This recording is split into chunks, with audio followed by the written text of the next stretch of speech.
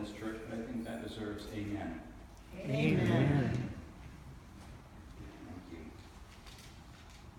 Sisters and brothers, during Lent, I've been reflecting on the wounds of existence that mark our lives and our world, and on salvation as the name for that which heals us or makes us whole.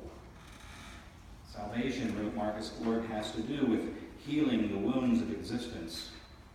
This is no small matter, it said, for the wounds of existence are many and deep. Some of these wounds are inflicted on us, some are the result of our own doing, and some we inflict on others.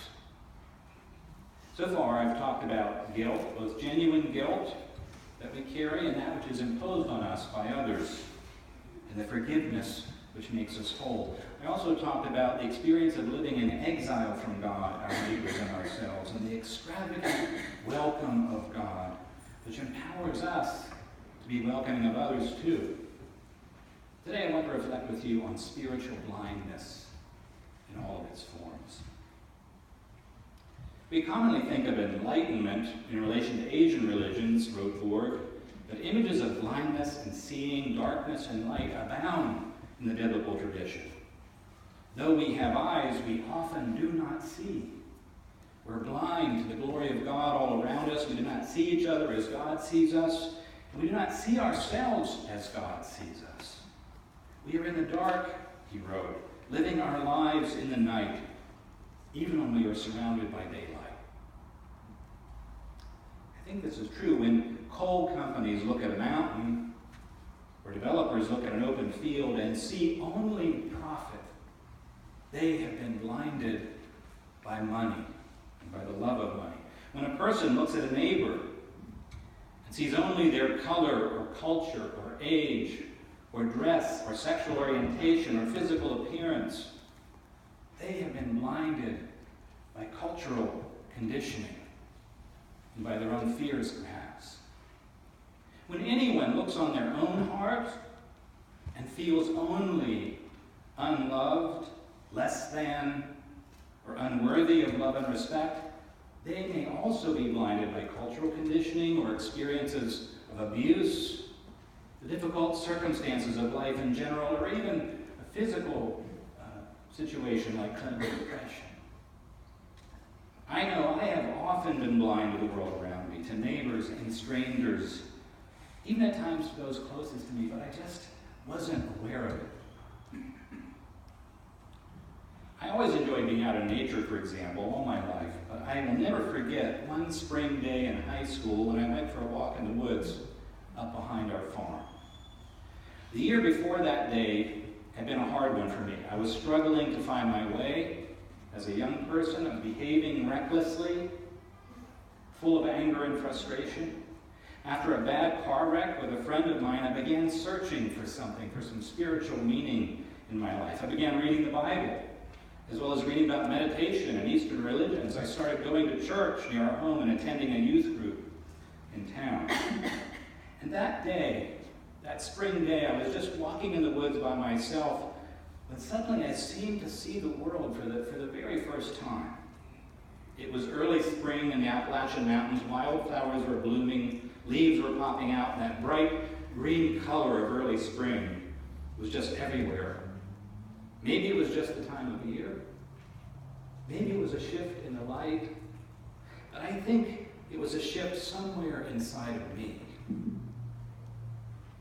Whatever it was, I'd never seen anything so beautiful, so full of light, and so full of something else. The world just seemed full of the sacred and of something deeply meaningful and substantial. I was in awe. I did not know that I had been blind since birth. Only that at that moment, at last, I could see the world full of the meaning of a deeper beauty. Here's another example from my life. Many years later, in the early 90s, I was living and teaching in Ecuador. A friend invited me to attend an evening Bible study in a small village outside Quito. The power was out that night, so the small house in which we gathered was lit by candlelight. My Spanish wasn't very good yet, so I struggled to keep up with what was going on. Suddenly, about halfway through the meeting in the back of the room, there was a commotion as someone came in the door. People were whispering, and some old women in the house started to weep. I thought someone in the village must have died, probably somebody that was important to everyone. Finally, one of the leaders stopped the meeting to find out what was going on. Someone spoke up, and everyone gasped. More people began to cry, and the leader invited everyone to pray. I asked my friend what was going on. He said they had just heard that the United States had started bombing Baghdad. I was stunned. We were in a small village in Ecuador, and the people there, most of whom were relatively poor, were weeping and praying because my country had started bombing a city in a faraway land. Yet I wasn't crying. I didn't feel anything. Except I never felt so unchristian in my life. They knew something I didn't know. They saw something I didn't see. I was coming from one of the most powerful countries in the world where building bombs and going to war is just a question of politics or a pursuit of our own national interest. They knew, in a way that I did not, who was really suffering, who always suffers when the bombs fall. Human beings.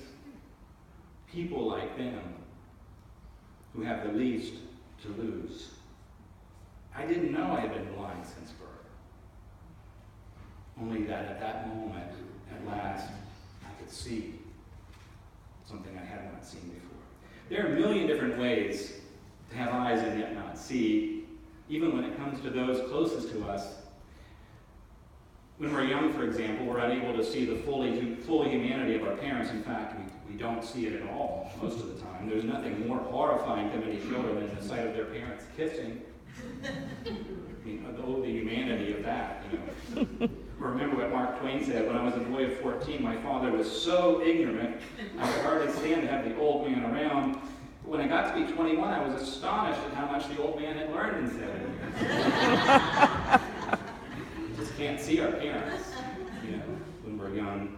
Of course, parents often have the same problem with their kids. We project our wishes and dreams and expectations onto them in ways that prevent us from fully seeing their unique gifts and who they are, independent of us and our love for them.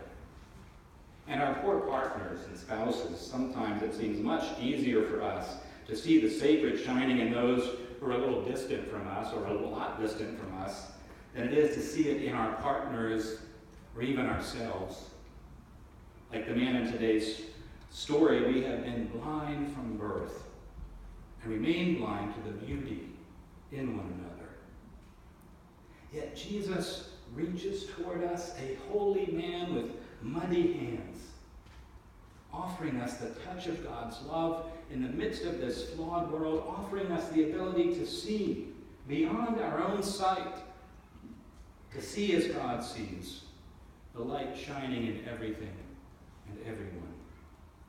Thomas Merton once said, we're living in a world that is absolutely transparent, and God is shining through it all the time. If we let go and abandon ourselves to God, we see it sometimes.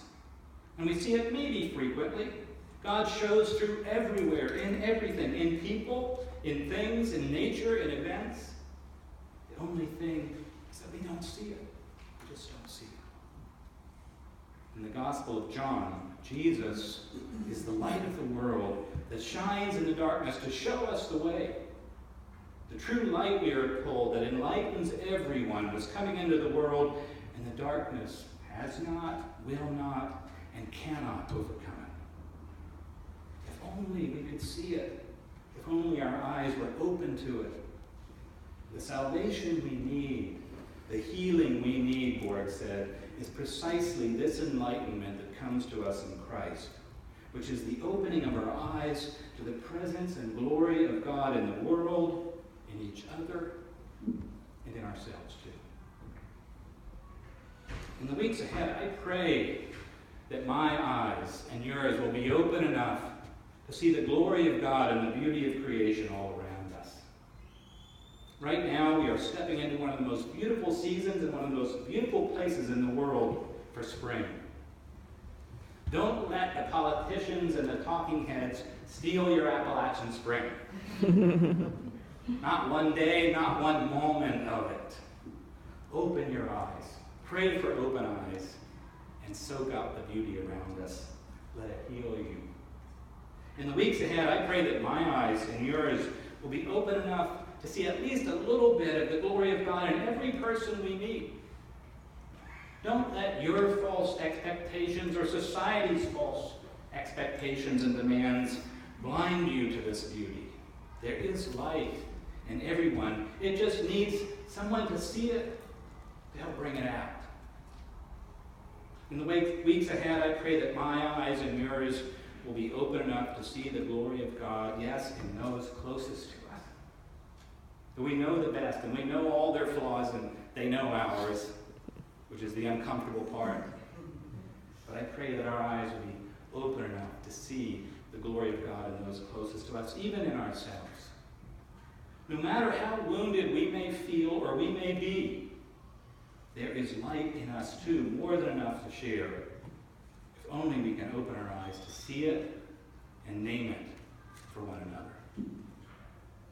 I suppose it's not realistic to hope that I'll be able to see in this way all the time. There have been seasons this year when I haven't seen the mountains in the distance. I've had too much going on and I can't see them. I'm too preoccupied. So it might not be realistic to hope that I will be able to see this way all the time. But one thing I know, though I have been blind since birth in so many ways, now I see enough to know that I want to see as fully as I can, beyond human sight, the world as God sees it, those around me as God sees them, and my own heart too, as God sees it. Come to us, O Christ. Touch our eyes that we may see you in one another. Open our ears that we may hear your voice and the cries of those who are in need. Enter our hearts that we may be filled with your love